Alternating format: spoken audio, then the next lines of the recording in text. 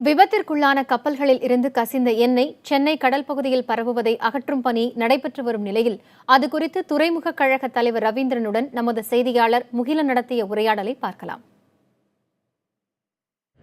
சென்னை துறைமுக கழகத்தின் தலைவர் திரு ரவீந்திரன் நம்மிடம் இருக்கிறார். எண்ணூர் எண்ணெய் கசிவு தொடர்பாக அவரிடம் சில கேள்விகளை கேட்கலாம். சார், இதுவரைக்கும் இந்த எண்ணூர் எண்ணெய் கசிவை கட்டுப்படுத்த சென்னை துறைமுகம் எடுத்து வரக்கூடிய நடவடிக்கைகள் என்னென்ன சார்? 28ஆம் தேதி ஆக்சிடென்ட் ஆச்சு. இமீடியட்லி ஆக்சிடென்ட் ஆன உடனே எங்ககிட்ட இந்த OAST ஸ்டாண்டர்ட்ஸ் படி எக்யூப்மெண்ட்ஸ் இருக்குது. இந்த மாதிரி ஒரு நிலைமை ஏற்பட்டால் அதுக்கு என்ன பண்ணணும்? ஸ்கிம்மர்ஸ்னு இருக்கு. ஸ்கிம்மர்ஸ் ஒரு 5 இருக்கு. அப்புறம் ஃப்ளோட்டிங் பூம்ஸ்னு 2 இருக்கு. இது இல்லாமல் வேரியஸ் கன்சியூமபிள் ஐட்டம்ஸ், இந்த pad, absorbent pads and OSD material, இது எல்லாம் இருக்கு. இமீடியட்டாவே இந்த ஆக்சிடென்ட் ஆன உடனே சென்னை துறைமுகம் எண்ணூர் துறைமுகத்தை கான்டாக்ட் பண்ணிச்சு. கோஸ்ட் கார்டோட பேசி எது தேவைன்னு சொன்னோம். ஸ்கிம்மர்ஸ் எங்க போர்ட்ல ஏதாவது உள்ள நுழைஞ்சா அதை அட்டன் பண்றதுக்காக போடணும். 28ல ஒன்றும் பிரச்சனை இல்லை. 29ல கொஞ்சம் வர ஆரம்பிச்சது, கொஞ்சம் ஆயில்ஸ்லி ஸ்கிம்மர்ஸ் வச்சு நாங்கள் அட்டன் பண்ணிட்டோம்.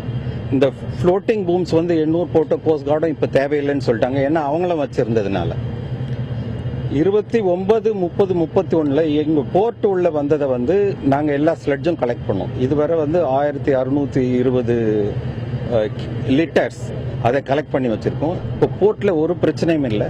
போர்ட்டுக்கு வெளியே உள்ளவும் எங்களுடைய கப்பல் போறதுலாம் ஒன்றும் பிரச்சனை இல்லை. இந்த ஃப்ளோட்டிங் பூம்ஸ் எங்களுக்கு தேவைப்படல. ஆனா சென்னை துறைமுகத்துக்கு வடக்க இருக்கிற ஒரு 7 இடத்துல சின்ன சின்ன தடுப்புகள் வச்சிருக்கு. எண்ணூர்ல இருந்து இந்த கசிவான எண்ணெய் மேக்சிமம் அந்த இடத்துல அதில் அட்டன் பண்றதுக்கு எர்ணாவூர் நீங்க பார்த்துருப்பீங்க, மேக்சிமம் அஃபெக்டட் பிளேஸ். அங்க எங்க பூம் போட்டு தான் அதை அதுக்குள்ள நிறுத்தி வச்சு இப்போ எடுத்துட்டு இருக்கோம். இப்போ சென்னை துறைமுகம், எண்ணூர் துறைமுகம் கூட கோஸ்ட் கார்ட் கூட எல்லா ஆயில் இண்டஸ்ட்ரீஸ் எல்லாம் சேர்ந்து ஒரு கோர் குரூப் இப்போ டெய்லி மார்னிங் சென்னை துறைமுகத்தில் மீட் பண்ணுது.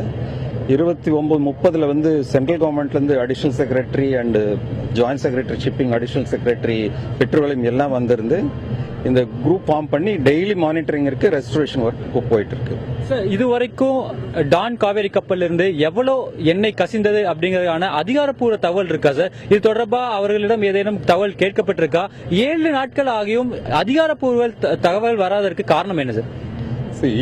ஆக்சிடென்ட் ஆன உடனே அவங்களுடைய எண்ணூர் போர்ட்டுடைய முதல் இது ஆக்சிடென்ட்னால என்னென்ன டேமேஜ் நடந்திருக்கு, பெரிய எக்ஸ்ப்ளோஷன் வருமா, அது HSD ஆயில் கொண்டு வந்தது, இதுல போயிட்டு இருந்தது.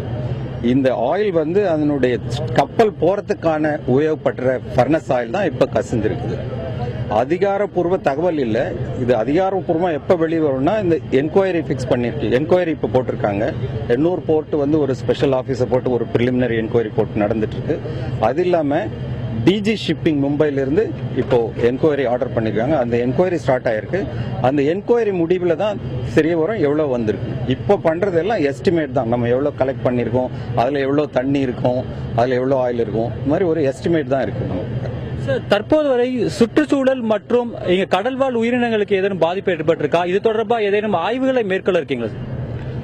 துறைமுகத்திலிருந்து இந்த பணியை செய்யறது இல்லை. ஏன்னா எங்களுடைய இது இல்லை.